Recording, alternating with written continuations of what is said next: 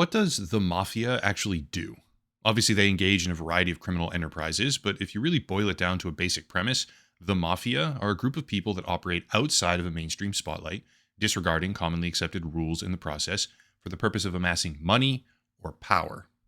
In a way, it feels almost absurd using a word like mafia in conjunction with a website like Reddit, but at the end of the video, I want to revisit a question. What do we call a group of people who spread their influence across a vast array of different communities, exercising control over public discussion for hundreds of millions of people, and suppressing awareness of who they are or how they operate? At the moment, it's an open-ended question, but like I said, at the end of the video, I'll ask it again and let individual viewers decide if the video title is accurate. Let's begin. Reddit.com is an internet institution. Originally founded by University of Virginia students in 2005, it was acquired by Condé Nast in 2006, later becoming the 7th most visited website on Earth, with a long-running slogan reading "the front page of the internet." In 2025, the company rebranded itself, sort of, now identifying as the heart of the internet. But regardless of what they deign to be called, Reddit is by far one of the most influential platforms in the world. That level of influence is very difficult to quantify. We don't have real statistics on how many people get their news or form political views as a direct result of what's posted on the Reddit website, but what we can see is just how far that influence can go. The rise of AI and search engine generative summaries is becoming ubiquitous, but what if I told you that over 40% of all major AI citations track back to Reddit directly? Think of the number of people using Reddit itself, but then think of the number of people now using ChatGPT or Gemini or Perplexity, and suddenly the idea of influence gets a whole lot bigger. Reddit.com may be the 7th largest platform by traffic numbers on the internet, but when the content on that website informs the citation output for the 5th largest platform on the internet, in this case ChatGPT, or even the largest itself at times, that being Google, which now generates AI summaries on a substantial number of user search queries, suddenly Reddit isn't just the 7th largest website. Far from it, actually. Suddenly, Reddit becomes one of, if not perhaps the largest individual source of influence on the internet. Well, understanding how far the content posted on Reddit can quickly spread, logically the website itself becomes a magnet for power brokers, people who want power, influence, or revenue. This means advertisers, corporate interests, nation states especially, or in some cases individuals who wish to control public discourse and moderate the conversations that happen. That is the group we're talking about today, moderators, and more specifically, 5 individual moderators who collectively oversaw, at one point, over 3,000 separate Reddit communities, 92 of which were present in the top 500 largest subreddits. Here's what that looks like.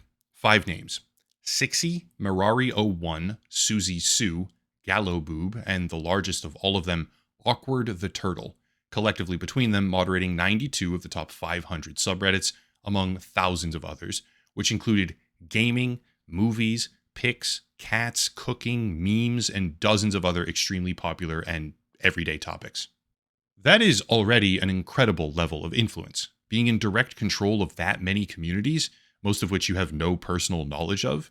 A great example would be Susie Sue moderating the Baltimore subreddit without even living there.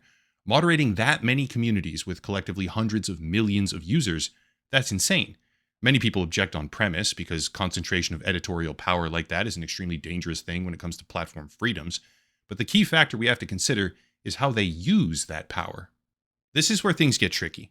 In 2020, a post was made by a user named Rootin' Tootin' Putin, which is hilarious as a name, about these 5 specific moderators and the 92 communities that they manage. Within hours, the post was removed, along with most of its comments as well. But this user was then simultaneously banned from over 40 separate additional communities in less than 1 hour. As eyebrow-raising as the situation already was, it went on to get substantially worse. Any thread that ever talked about or even mentioned this phenomenon, seemingly for years on end, was quickly locked down and deleted by moderators. Here's one from the same subreddit 2 years ago with 8,000 likes, gone. Here's one from the conspiracy subreddit, ironically, 2,000 likes, gone. Here's one from a subreddit called That Is Insane, 14,000 likes, yet again locked and removed. Here's one literally titled, Pointing Out How Much Power Few People Have Gets You Removed from This Sub Apparently, 15,000 likes, also gone. Here's one from Shitposting, deleted. Another one, 16,000 likes, gone. And lastly, from a community called There Was an Attempt, A post got made about the prolific moderation of these individuals, garnering 116,000 likes, or upvotes rather, only to be pulled down by Reddit's own community team.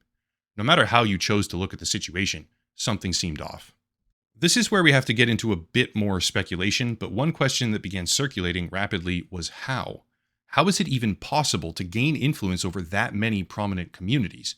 There's more content being posted across just a handful of these than someone could ever even expect to competently moderate in the first place. So how was it that the same 5 names appeared over and over and over again? Well, one potential explanation that many people might not know is that if a subreddit has not had moderator activity in over 60 days, you can file a request with Reddit, give an explanation on why, and then take control of that subreddit for yourself. Right now, this is happening to hundreds and hundreds of communities, which in some cases is extremely useful if the community is genuinely abandoned, for example. But speculation began emerging that these super moderators somehow had access to a fast-tracked version of this process. Another prominent theory was that they systematically infiltrated communities with alternate accounts, engaging for the purpose of being promoted to moderator on that separate account, after which they would execute hostile takeovers, bring in their friends, get rid of all their critics, and take over that way. But regardless of how they managed to do it, there was pretty strong evidence to the fact that they were, in fact, doing it. Look at this. This is a previous community, a small one, that centered on airing grievances of Galloboob's moderation abuses. Except, very quickly, 3 of the names that we previously talked about, Galloboob, Susie Sue, and Awkward the Turtle, showed up in the community, somehow gained moderation privileges, nuked every single post it contained, and shut the whole thing down. Of course, I know what people are going to say. It's a fluke, maybe the mods gave him permission as a joke or a meme, there has to be an explanation. But what if I told you it happened again? This is a subreddit called Thanks Galloboob, which was put together for the exact same purpose, and is now private with a pop-up message that says, quote, "The admins deleted this subreddit, I remade it to expose them," end quote. But if we look at a snapshot of the About page before it was ultimately destroyed, 3 names immediately stand out. Susie Sue, Galloboob, and Awkward the Turtle. Not only were these moderators prolific to a near inhuman degree, but they were also inexplicably able to gain access to brand new subreddits that were made for the purpose of complaining about them, ascend to the rank of moderators, and then purge them completely. I can't say for certain how they did this. I can cite speculation that one technique involved posting deliberate violations of Reddit TOS to get the existing moderation team suspended and then stepping into that void afterwards. I've seen discussions about whether or not one or multiple of them worked for Reddit itself, but what I can say is that sunlight really was, in this case, the best disinfectant. After the situation came to the surface and began rapidly spreading across the entire platform, a number of things happened. First, Mirari01 and Galloboob began removing their activity or significantly reducing their moderation footprints. Mirari01 still maintains influence over about 25 communities, while Galloboob, it seems, only has 10. But the far more interesting developments are these. Sixie deleted their entire account, and Susie Sue, as well as Awkward the Turtle, were permanently suspended. But here's the thing. I spent the bulk of this video focusing on the 92 largest communities that these moderators appeared in, except there were significantly more beyond that. I've seen claims that Sixie was influencing over 1,000 different groups by themselves, but as per Internet Archives, I was able to prove at a minimum that they were influencing at least 200. Susie Sue, before being suspended from the platform, was a moderator for almost 300, and Awkward the Turtle, at his peak, had moderation control of over 2,500 different subreddits. Ironically, Awkward the Turtle was extremely upset about his permanent suspension, claiming repeatedly that there was no valid reason for it, but I think it bears mentioning that the largest criticism of him across the entire platform of Reddit, due to the scale of his moderation decisions and influence, was that he would intentionally abuse his widespread power to suspend, delete, or otherwise punish people that he ideologically or personally disagreed with and disliked, through an incredibly wide network of different groups. As a technique of reinforcing his power, the constant threat of being banned from literally thousands of subreddits between him and his friends, if you made him angry, served as a pretty severe deterrent against anyone who might normally speak out. The allegation I encountered most frequently while researching was that Awkward the Turtle had deliberately pushed various communities to become NSFW, not safe for work, as a method of harming Reddit's own advertising revenue in protest against one of their platform decisions, thereby biting the hand that feeds him, I guess. But regardless of why, much the same way all hidden power structures rise and fall in the background, The Reddit Mafia, at least this particular group of moderators, appears to have collapsed completely. Moderators on Reddit being openly unfair or biased and abusive is an extremely well-known problem. You can't scroll for more than a minute in most of the popular pages, at least, without encountering some sort of grievance about this. But we have to remember that influence means power, and power is addictive. What do we call it when a small group of power-seeking individuals find their way to a position of control when it comes to what hundreds of millions of people see? How they monetize that influence is a completely unknown factor here. I would be willing to bet personally that these people made a large amount of money in some capacity or another, though I don't know precisely how much.